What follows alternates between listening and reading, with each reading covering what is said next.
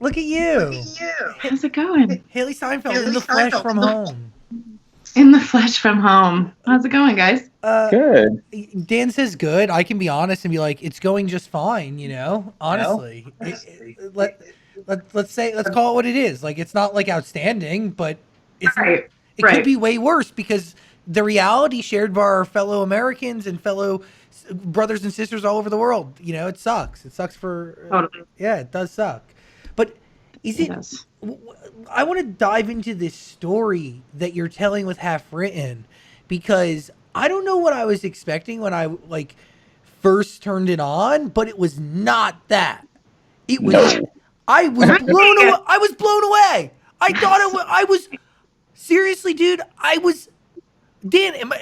Am I the only one here? Because I thought it was bop after smash after like really fire and great. Damn, You thank sampled you. great records, great Thank taste. you.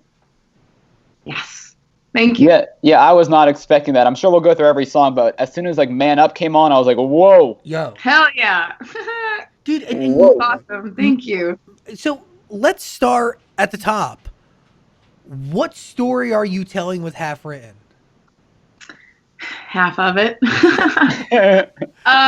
These are songs that are about just a time in my life where I was lost and sad and confused and frustrated, but then equally as empowered. And once I found myself again, I just gained all my confidence back. But I lost that.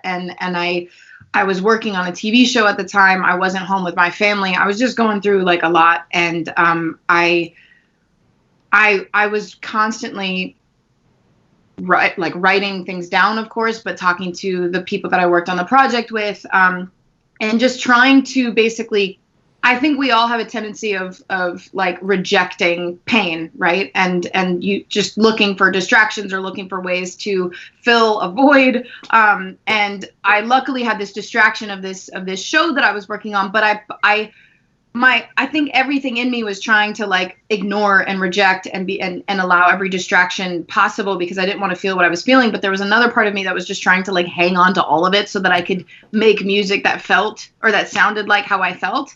And I really feel like I accomplished that, which is a really great feeling. It sounds like the story to me of like first love, first heartbreak. Are you asking if that's what it is? I mean, that's the way I'm interpreting it. There, love is used in at least two of the song titles, right? And Yeah, fair enough. and my theory is like half written, so there is another half to whatever the story is. And yeah, like love could suck, but like eventually love could be amazing, right? Of course. Yeah. I mean, I think that, any form of heartbreak or, breakup or loss in general comes with a lot of different emotions. It's definitely not just one. And so being able to sort of channel all of what those were for me, from being pissed off to angry to sad and alone and confused and frustrated and all that, empowered and confident, all of that is in this. So, and of course, yeah, I'll have part one of a 2-part project. And also, everybody says there's 2 sides to the story. So this is mine. Well, or that's what I was thinking too, right? Because like this is how you're seeing the whole thing, so maybe there is a different viewpoint or a vantage point. But you covered the layers to a breakup beautifully well, and Dan brought up "Man Up." Like that song starts with tears, and like you talk about how your family feels about this person. I mean, like I've never heard that really covered in a record like that before. So that's stood out to me.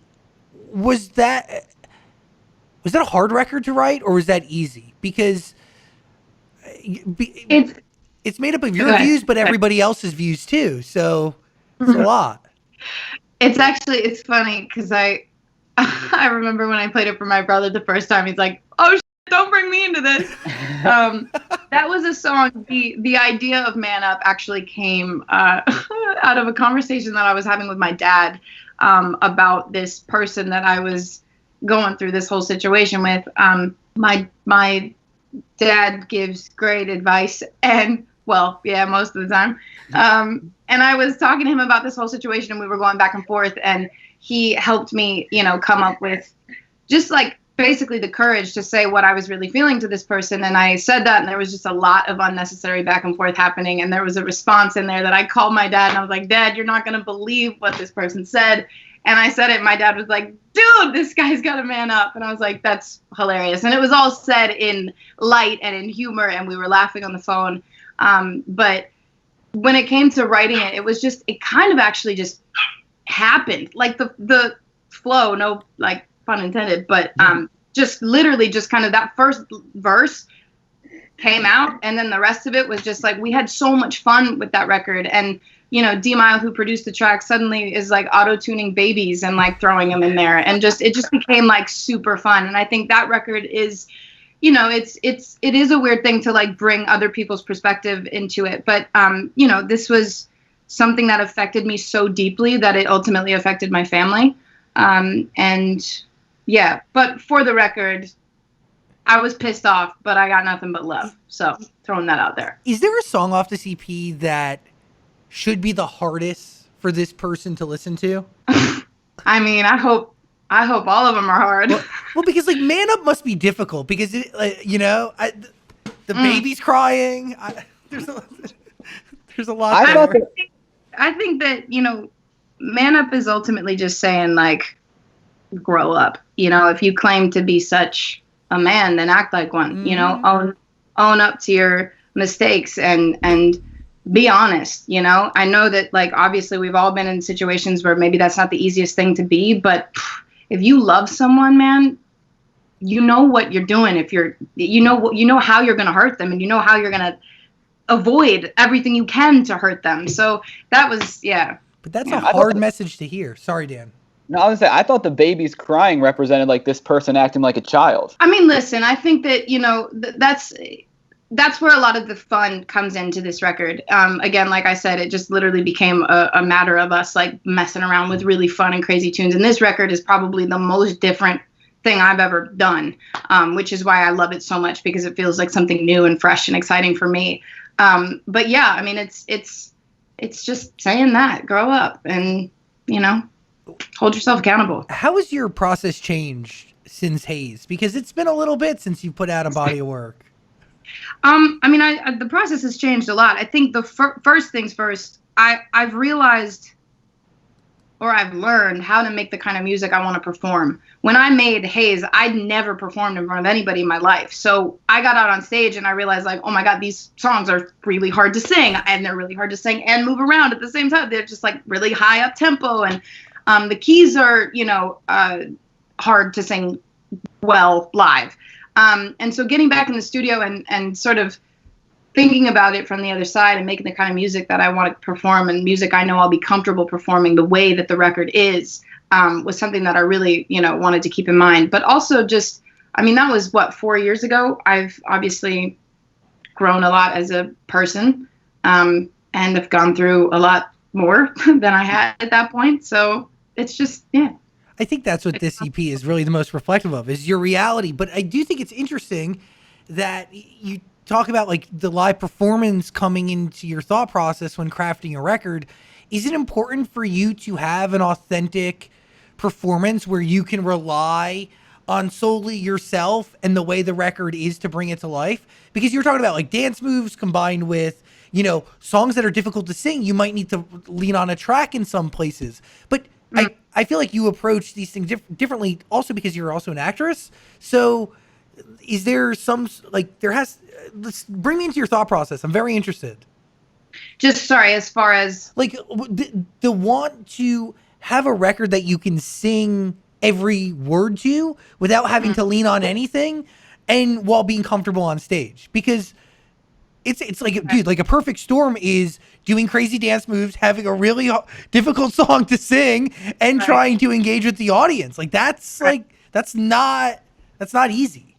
It's not easy, but it is fun, and it's something I feel like I, you know, get better and better at every time I have the opportunity to do it. But I think one of my favorite things to do is strip a song back from all of that, you know, even production. And if there's a song that's still there, if it's just you, the vocal, the melody, the lyrics, and say guitar or piano, and there's something there, that's something that's special. And, you know, a lot of these a lot of these songs were written just acoustically, long before anything was kind of put onto it. So I know that, at least I can strip it back and it still sounds cool. But that's a testament of a dope song too, and the story you're telling. Yeah, was that first verse in Man Up? Was that written as a poem? Was that written almost as a rap? Because you're kind of rapping, but you're not actually rapping. Right. No, actually, it literally happened in the room. I mean, when I wrote this song with my friend Kennedy and Brett McLaughlin, that was the first session, and I had this idea, Man Up. I was telling him about it. D-Mouse was kind of putting together this track, and all of a sudden we just kind of started with the whole Man Up melody, which is obviously very simple and very repetitive. And then when it came to, he was just playing this track again that was already so different than anything I had done, and it just kind of, I guess, pulled something different out of me. I wasn't going to, any certain kind of melody, any kind of R&B melody, which I feel like I instinctively will do, or I don't know. It felt like a conversation, and that's just how it happened. But what's so cool is it literally one line after the other. We were never stuck on that first verse. It's just flew. The samples, beautifully done. Annie Lennox, right out the gate, bringing No More I Love Yous to life and I Love Yous. Is there, did they present that sample to you? Did you how did that happen? So I heard, so it was presented, and when I heard it, I mean, of course, that melody is obviously so iconic, and that song itself, Annie Lennox herself, that when I Love Yous to me is kind of the thesis statement of this whole project. I was originally at the start of where my head was at when I was going through this whole thing, was I almost immediately said to myself, no more of this stuff. I've got to take time for myself to heal. It's the only way. It's the only way I'm going to get back to who I am. I can't, like I was saying before, I can't look for, any other distractions in another relationship or whatever. And so that, when I heard that, and when I heard it with that sample, I was just like, this is so crazy, and felt so next level, just because of where my head was at and how I felt I don't know. I don't know. That song is so awesome. The sample, and it's just really cool that we were able to get it. Yo, beautiful human, real quick. If you're considering going back to school, you should ask yourself the following question. Do you need the flexibility to take classes on your schedule? Do you have college credits that you need transferred? Do you want to earn a quality degree from a world-renowned university? If you answered yes to any of those questions, Arizona State University really could be the school for you. Arizona State University is offering over 200 highly ranked degree programs, 100% online. You could do it from your home, the same place where we do everything now. You're going to earn a quality degree from a world-renowned university from the comfort of your own home, totally on your schedule. If you want to learn more information, just text my name, Zach, to 35517. That is Zach to 35517. Learn for yourself why the Wall Street Journal ranks ASU 5th in the nation for producing the most highly qualified graduates. And why 87% of ASU grads are actually recruited for careers, real gigs, in 90 days. That's pretty amazing. Learn to grow, learn to succeed, and learn to thrive at Arizona State University. To learn more about ASU online degree programs, just text my name, Zach, to 35517. That is ZACH to 35517. When you brought that record to life, were you in a place where you were okay with new love, or were you still in a phase of no more I love yous until I'm okay? Maybe a little bit of both, actually. And I think even with the video, obviously an artist can write a song. I worked on this song a while ago, and I can tell you guys that it's irrelevant, whatever. It's totally not. But songs I've done in the past, say on Haze, I've obviously am way far enough removed from the situations that those songs are about specifically. But with I Love Yous, it kind of equally represents where I was and where I am now, in that I am good. That's in the video. The video ends, the walls come down from this confined space I felt like I'd been in for a while, and am currently literally in, as we all are, coincidentally. But I do feel like it kind of has carried over and has stayed it's just resonated with me for a long time. But I am good, to answer your question. I feel like I'm on the other side, people. Yeah. getting a body of work out out of your system like this, like it has to help a little bit, right? Oh yeah, I think so for sure. Honestly, just the writing process alone is so great. And I really went into this with, I wanted to just be honest with myself and my feelings and speak my truth and not hold back. I think obviously it's a weird thing to just like go into a session with people that you've never met before and like trust them and feel like you can just lay it all out there. And I don't know. I kind of said to myself, no one has to hear these songs. Just write them. Just write what it is that's on your mind. Just write what you're feeling. And I did, and now everyone's gonna hear them. What allows you to get to that point, though? Is it confidence in yourself? Is it confidence in your art? I think it's confidence in myself. Yeah. Weirdly, I also came off of the show that I was working on, was my show Dickinson. And this is, it's a show based on Emily Dickinson, the greatest, or one of, if not the greatest female American poet. And one thing I obviously embodied this character for months, but she wrote about absolutely everything. I mean, I just, anything and everything that crossed her mind, she wrote it down, and fearlessly. Mind you, was completely forbidden of doing it, but still did it. It was the only thing that made her feel alive. And I kind of feel like I didn't realize it at the time, but looking back on the process of having wrapped that show and going straight back to LA and straight back into the studio, I don't even think I took a week in between. I just went right in. I do feel like there was a little bit of that kind of lingering, that sort of sense of, fearlessness and just kind of going in there unapologetically and just going for it. Honesty, transparency. That's really fascinating that she kind of came through and kind of inspired that or fueled that confidence. Totally. Because you really do get into a character very, very deeply. I mean, was that process, is that a heavy process to take on? I mean, one of the greatest writers to ever exist? Oh man, yeah, no, it wasn't a light one. One thing that was really great when it came to sort of creating this character was the fact that we were all very clear from the start that this was our version of this character. This was our interpretation of what we thought might have been going through her head when she wrote a specific poem. Elena Smith, who is the writer and creator of the show, built such an incredible story off of interpretation. And that was what was so fun, just having the freedom of being inspired by her work. And since then, I mean, because I then wrote a song called Afterlife for the show. And we pulled up her poetry in the session, and it was just like to literally pull up one poem, and it's like, I mean, you can write 10 songs off one poem. They're so incredible. That's very cool. Do you question any of the lyrics you're putting out in these songs? Because, I mean, you're really putting it all out there. You're not hiding anything. No, not at this point. It's coming out.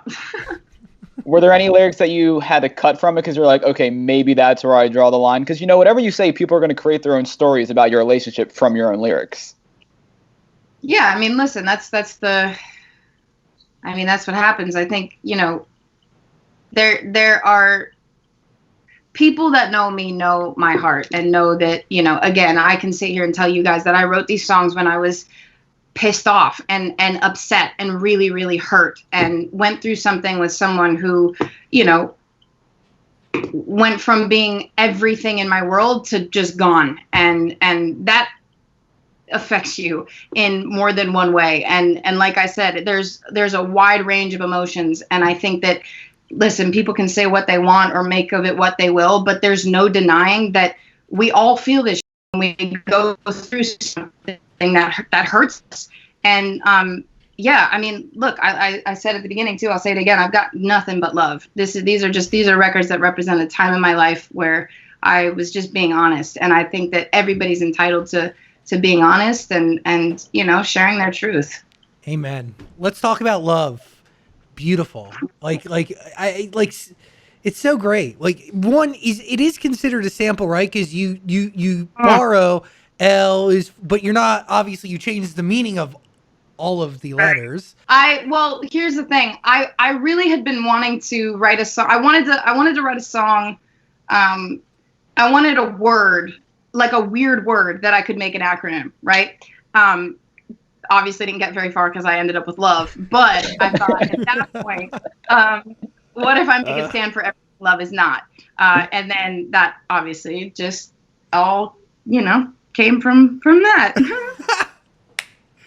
It's beautiful. What are you thinking, Daniel? Well, is it hard to get like a Nat King Cole sample? Like, how do you go about that? I don't even know how that works. I mean, it took a minute to hear back, but they cleared it. So It took a second. Yeah. Okay, so obviously we're looking at two parts to this bad boy, which is, would you say, your most honest body of work yet? Oh yeah, yeah. Right? Sure, for sure.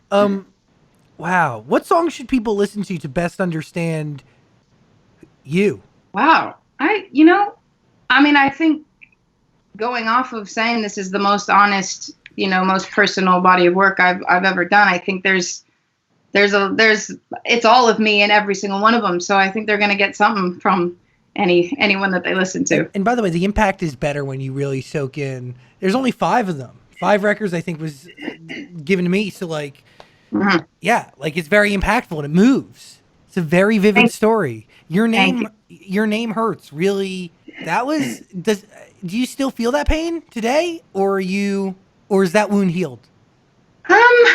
I don't know that it hurts, but it definitely doesn't sit the same way it used to. And I don't think it ever will. I don't know. Maybe. I'm definitely not hung up on whether or not that's going to change. But I love that song so much because I do feel like it's one of those things where, this is such a bad example, but it just happened to me. Like when you love a car, right? It's the only car, or like when you're looking to get a certain car, it's like the only car you see, right? Yeah. When you go through a breakup, dude, that person is the only name you hear. Your favorite songs are in like the most random places. Like you're just trying to buy some groceries and somebody's like talking about, like, it's the weirdest, most random thing, but suddenly they're everywhere. But not everywhere in the obvious way. It's just like sneaking up from behind you. And it's like, it's crazy. And it just is that feeling that, like, I mean, somebody's name, right? If that name comes up on your phone and you're like, oh my God, your heart skips a beat. It's like your day just like went from one thing to now the best thing. And I don't know, that name is your favorite word in the whole world. And then suddenly it becomes something that just stings and doesn't sound the same. It doesn't sound the same coming out of your own mouth. You can barely say it. And then someone else says it and it's just like, it doesn't have that same effect. But yeah, I don't know. That was a long-winded answer. Sorry. No, well, again, the record is it resonated with me because I feel that way. It's more than just a name. It's like every little thing that existed between me and this specific person. Like it comes up. It does. Like right afterwards, it's like a flurry. It's like you're manifesting it. It's like you're asking for it. Yeah. Because it's just like it's so in the energy that you're putting out there and that you're receiving at the time. But like still, oh my God, I feel it. Yeah, but you also say, like, it seems like there's a lot of pain and heartbreak in this album, but you also say you don't regret it. I don't regret it. Because you learn. Yeah, man, if it's good for something, I got some good tunes. Yeah. By the way, I love that there's no collaborations, 100% you on this, right? 100% me. I've had the privilege of doing it. I mean, it's been obviously a while since my first body of work in music, and this is the first one since that. So I don't know. I wanted to give people, I wanted to give myself the chance to just, prove that I can make songs by myself. But yeah, hopefully with part 2, there's so many artists that I love, so many writers and producers that I'd love to collaborate with. That hopefully I can in the future. Did you work with the same producers and writers from song to song, or were they all different? No, the same for the most part. Yeah, which is so awesome because I feel like for once, first of all, this was like the first time that I was in the studio for this long consecutively. I'd always, have a week or two here, 2 weeks there, and then I'd go away for 3 months, and then I'd come back. It's just like a consistent, I want to say it was months. And it gave me the chance to like learn the people I was working with and for them to learn me and get to know me, which is amazing. And now you see some of my favorite artists, they just they have their people and they turn out these songs that you're just like, dude, they are magic when they're in a room together. And I feel like I found, a lot of people that I can get into a room with at any time or have anything come up in my life. I know who to call. And that feels really good. By the way, it's evident in the music too, because it sounds like it's all one story. There's just, they all sound so connected without it being obviously connected. And awesome. The truth is, you work better with the people you care about and that care about you. There's a trust there. There's an ease to be vulnerable, and there's a mutual care. It's really special. Yeah, I agree. Wrong Direction was the first song you put out, right? Yeah. So why did you want to end this EP or album with that song? For a few reasons. I think that I feel like that song really grounds the project. It's probably the most raw of all of them, especially as far as vocals go. And I also feel like, I don't know, there are lyrics in that song, specifically the first verse, that I felt it was really important to end on. The first lyric in that song is, "I don't hate you and I couldn't if I wanted to." And obviously in the previous records, there's a lot of throwing that word around. And again, I, was feeling like that was what it was. But at the end of the day, that's where I stand. And I felt like it was important to end on that. Yeah, some of those lyrics, if somebody wrote that about me, I'd be like, whoa, I guess I should check myself. Listen, man, if someone wrote that about you, then yeah, you should. Now, how'd you come up with that cheeky little title? How'd I come up with it? It's what the song is. It's what it is, I don't think I ever realized you don't realize how far you've gone until you've gone too far, and I went so far, so fast, literally, no pun intended, but in the wrong direction. And I didn't realize, again, that's a hard thing to pull yourself out of. And I was in a place where there wasn't one person that could say or do anything that was going to help me. I had to do it myself, and it was hard. And yeah, it is what it was. That's what it felt like. So is this little ripped up doll on the cover kind of how you felt while writing this? Yeah. Yeah, there are a couple actually, I actually realized this afterwards, but I guess it was kind of always in my brain. But there are lyrics in some of the records that, I think it's in Love, that I say, "You really pulled me apart like a toy you'd play with."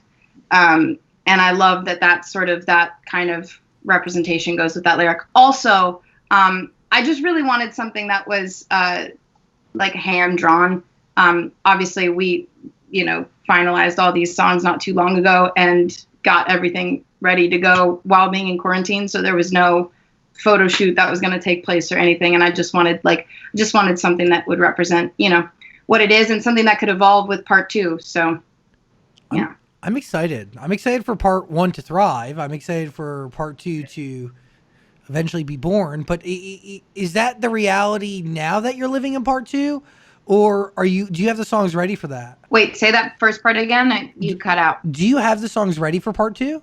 Some of them. Got it. Cool. Did you write? But I'm not done. I'm not, still got some stuff on my mind. Did you write out this kind of full story at the beginning, or did you write these first few, say this is it, then let's move to the second half, or is it kind of all done at once and you knew okay, we got to split it up? Kind of both. Yeah, I know where I'm going. I definitely know where I'm going with the rest of it. But when I had these tracks, I was like, listen, I don't want to wait any longer. And as I continue working towards the bigger body of work and that album, which is my ultimate goal, of course, I want to put music out, and I want to put these songs out that I love and am proud of and feel connected to. So that's sort of, how that happened.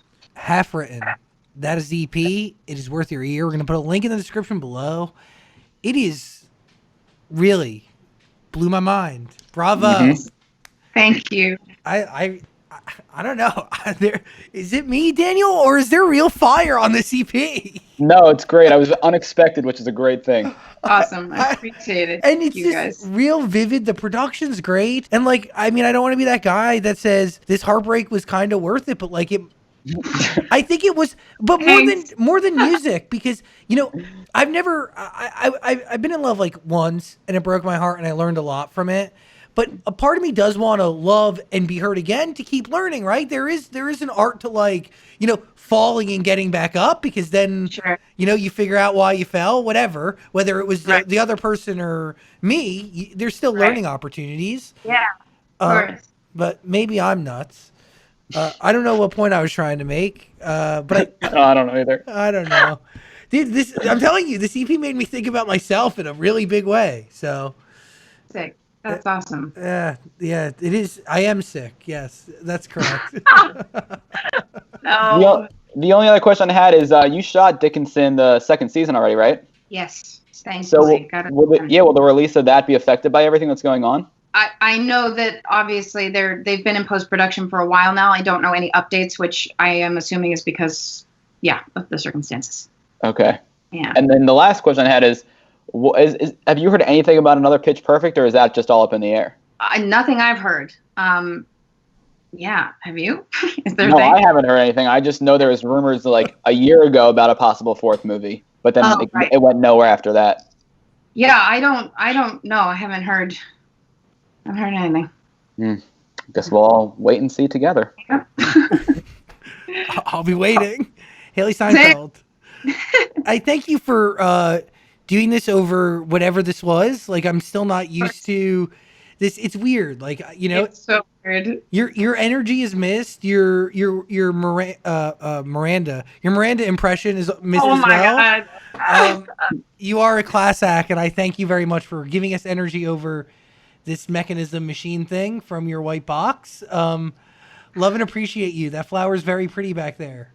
Thanks. You know, it's temp. I gotta put some vinyls up. I got my frames in the mail today, so it's all gonna change. Oh, giddy up! You have like a project. You're gonna decorate. Oh yeah. This used to be my guest room, but it's gonna be a studio in the matter of a couple of weeks. Hell yeah, it is. So like you're doubling down on just at home living. Oh yeah, man. I'm fully living. I'm thriving. You're sequestered, and you're just going to thrive. Yep, that's the plan. All right. Hey, I appreciate you. Thank you for hanging out. Of course, thank you guys. I appreciate it. Half, See you soon. Half-Rate is DP. Please listen. It's really freaking great. It's worth your ear. Thank you guys. Bye. Bye. Hey, beautiful human. Thanks for watching our full interview, but I get it. Like, a full interview is a lot. So we got a clips channel. We don't expect you to watch the full thing anymore, so we just gave you the highlights. Please subscribe and notifications and all that stuff. Okay, cool. I love you.